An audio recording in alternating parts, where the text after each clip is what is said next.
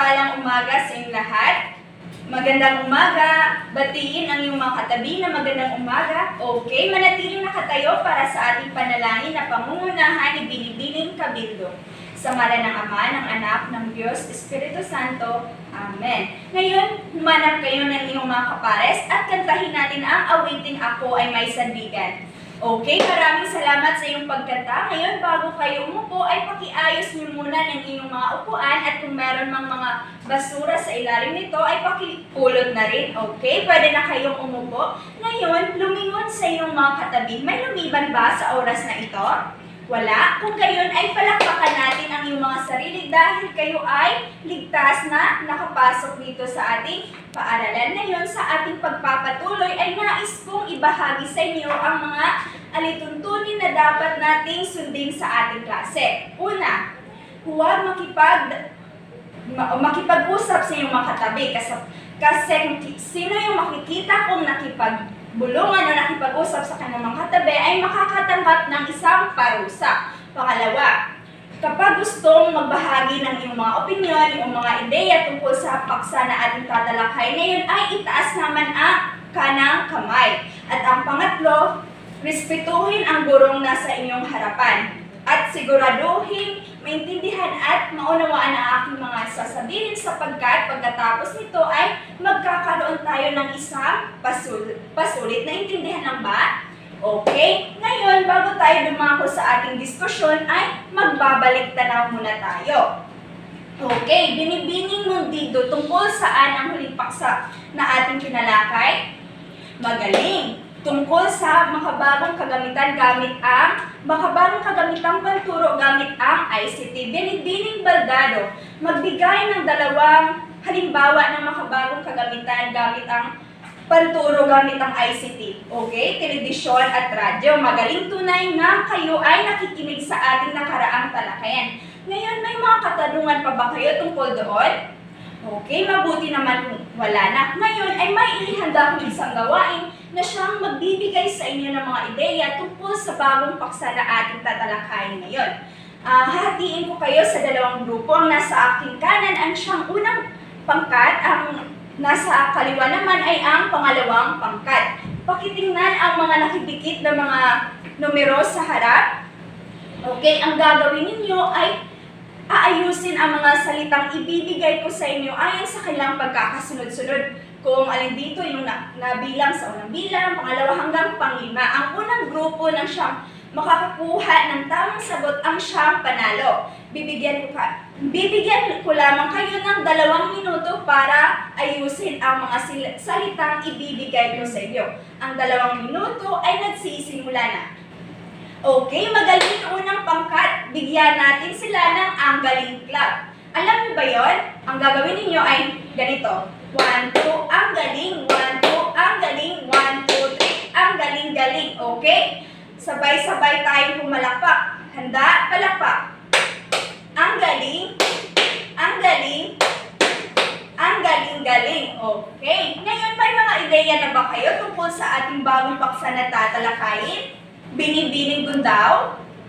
Tingnan natin kung tama ba ang hula ni Binibining Gundaw. So, ang ating bagong paksang tatalakayin ay tungkol sa balangkas ng banghay ng pagtuturo. Pero bago natin isa-isahing ibabahagi sa inyo ang mga bahagi o mga balangkas ng banghay ng pagtuturo, ay aalamin muna natin ang ating mga mithiin o mga layunin sa ating talakayan. Una ay natutukoy ang iba't ibang balangkas ng banghay ng pagtuturo. Pangalawa, nakapagsasadula sa klase ng isang senaryo sa paaralan na nagagamit o nasusunod ang iba't ibang balangkas ng banghay ng pagtuturo. At ang panghuling layunin ay napapahalagahan ang 5 balangkas ng banghay na pagtuturo. So, ito ang ating mga layunin sa ating talakayan. Sa muli, ang ating bagong paksang tatalakayin ay tungkol sa balangkas ng banghay ng pagtuturo. Ano nga ba itong sinasabing banghay ng pagtuturo?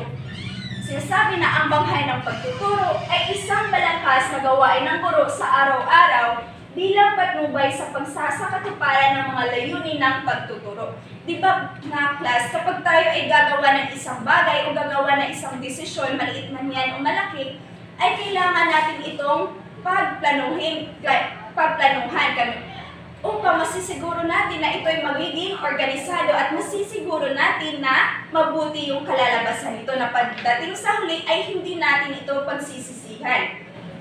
Kung sa ibang bagay nga o sa paggawa nga ng isang bagay, ng isang desisyon ay kailangan ng pagplanuhan, ay gayon din sa larangan ng pagtuturo. Sinasabi na ang banghay na pagtuturo ay isang balangkas. Kapag sinabing balangkas, sa Ingles, ito ay structure o framework o sa ibang katawagan sa Tagalog, ito yung mga nakasulat na plano. Ibig sabihin na ang banghay ng pagtuturo, ito yung mga nakasulat ng plano ng mga guro na magsilbing gabay sa kanila upang magkaroon ng isang epektibo, organisado at maayos na pagtuturo. Naiintindihan lang ba?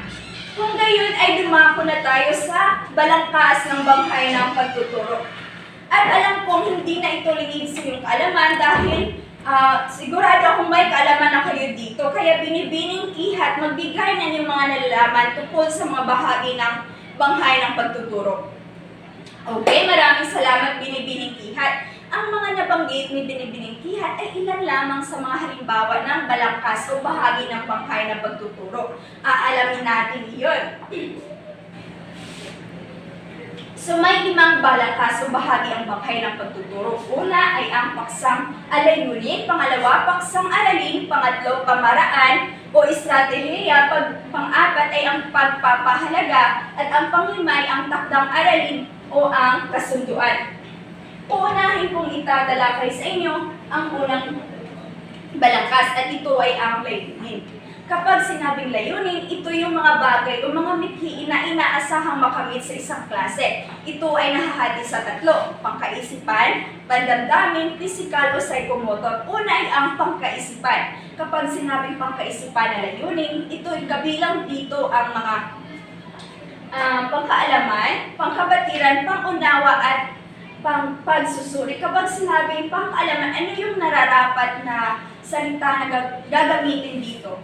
Okay, nalalaman. Magaling. Sa pangkabatiran naman, nababati. Sa pangunawa, naunawan. At ang pagsusuri ay nasusuri.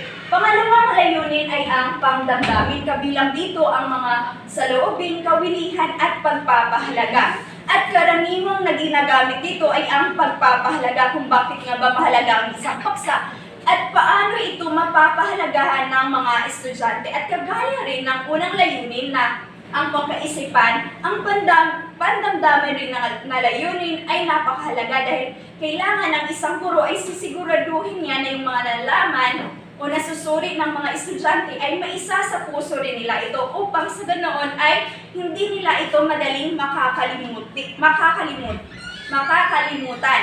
Okay, diba? Bilang mga estudyante, aaminin natin sa hindi na makakalimutin talaga tayo na posible na yung tinalakay ko sa inyo ngayon ay makakalimutan nyo ito bukas kung hindi nyo ito isa sa puso. Naintindihan lang ba? Kung gayon, pumunta na tayo sa pangatlo at ito ay ang pangdamdamin. Kabilang dito ang pangatlo at ito ay ang physical o psychomotor. Kabilang dito ang mga kasanayan na ginagamitan ng kaalaman sa pagbuo ng mga bagay at paghawak sa mga kagamitan. Sa layunin na ito, dito makikita, dito nagbibigay yung mga guro ng iba't ibang gawain na kung saan, gawain o aktibidad na kung saan magagamit ng mga estudyante ang kanilang iba't ibang kasanayan. Maaaring sa kasanayan sa pagsayaw, sa pagkanta o sa sasadula. Naintindihan lang ba ang 3 uri ng layunin? Okay. Tandaan natin, class, na sa pagsulat ng layunin ay tiyakin natin na nasusulat natin ito sa karaniwang ayos at kailangan din na nasusulat ito sa una, tiyak, naobserbahan o namamasdan, pangatlo, nakakamit o natatamo, at ang pang-apat, tiyakin natin ang ating mga layunin ay nasusukat. Naintindihan lang ba? Okay, kung gayon, dumako na tayo sa pangalawang balangkas. At ito ay ang paksang aralin. Ito ay binubuo sa 3. Una ay ang paksa. Kapag sinabing paksa, ito yung pamagat o saan patungkol ang tatalakayin ng isang guro. Pangalawa ay ang sanggunian. Ito yung mga bagay o ito yung mga pinanggalingan o pinagbabasihan ng mga guro sa kanyang itatalakay sa isang klase. Maaari ito galing sa internet o galing sa mga libro at iba pa. Kasunod naman ay ang mga kagamitan. Ito yung mga materialis na ginagamit ng mga guro upang maisagawa ang isang pagtuturo. Naintindihan lang ba? Okay, mabuti naman kung gano'n. Ngayon dumako na tayo sa pangatlong palangkas.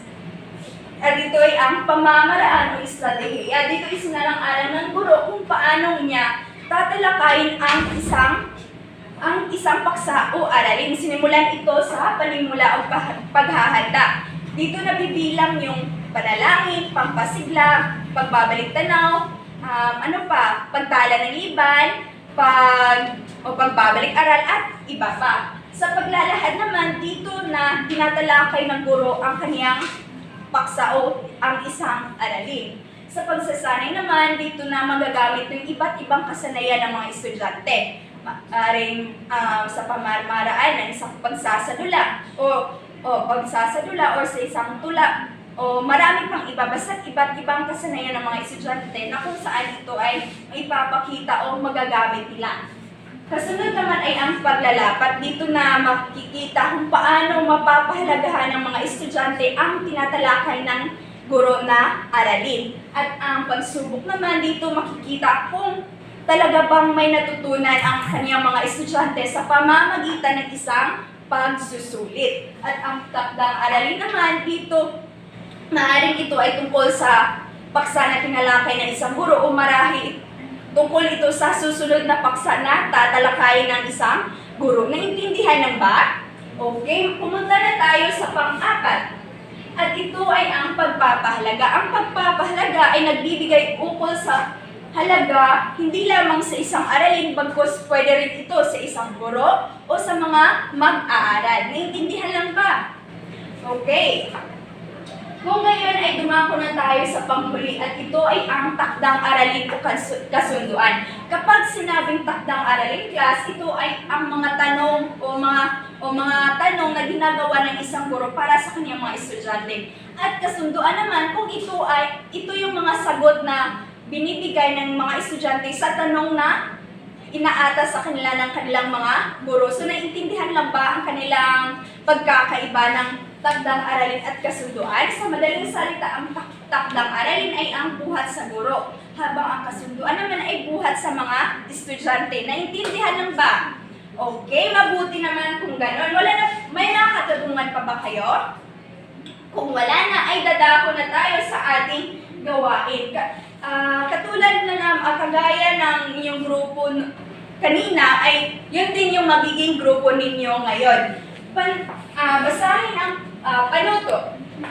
Bawat grupo ay magsandula ng isang senaryo sa paaralan na magagamit o nasusunod ang 5 bahagi ng balangkas ng banghay ng pagtuturo.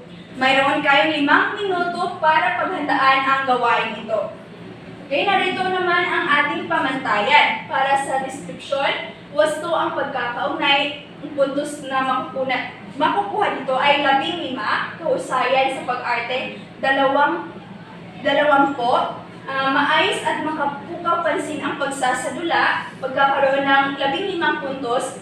Para sa kabuuan, makakuha kayo ng 50% or 50%. Okay, ang 5 minuto ay nagsisimula na. Magaling! Maaari nyo na itanghala ang inyong pagsasadula. Okay, palakpakan natin ang unang grupo. Pangalawang grupo, kayo naman. Mahusay. Napakahusay talaga ninyong umarte. Nakikita ko talagang may artistahin talaga sa klaseng ito. Kaya ang unang grupo ay nakakuha ng 44%. Palakpakan natin. Ang pangalawang grupo naman ay nakakuha ng 49%. Palakpakan natin. Okay, may mga katanungan pa ba? Wala na? Kung gayon ay may inihanda akong mga buwan dito Enero hanggang Disyembre at bubunutin ko ito at kung ano mang buwan na aking mabunot ay titignan ko dito kung sino ang pinanganak sa buwan na aking nabubunot. Okay. Para sa buwan ng Nobyembre, Binibining Baldado, narito ang iyong katanungan. Tungkol saan ang paksa na ating tinalakay? Magaling! Okay, tunay nga kayo ay nakikinig sa ating talakayan. Ngayon naman ay kumuha ng isang kaapat na papel at sagutan ang mga katanungang ito. Panuto. Kumuha ng isang kaapat na papel at sagutan ang mga sumusunod na katanungan. Mayroon naman kayo 5 minuto para dito. Okay? Tapos na ba ang lahat? Pakipasan yung mga papel. Pagbilang ko ng 1, 2, 3, 4, 5. Ang lahat ba ng papel ay nandito na sa harap? Okay, kung gayon ay kumuha kayo ng iyong kwaderno at kopyahin ang ating takdang aralin. Magsaliksik tungkol sa mga katangian ng banghay ng pagtuturo. Isulat ito sa isang buong papel at kailan ito ipasa? Ipasa bukas. Okay? At dyan lamang nagtatapos ang ating talakayan. Maraming salamat, class. Paalam at maraming salamat, mga bata.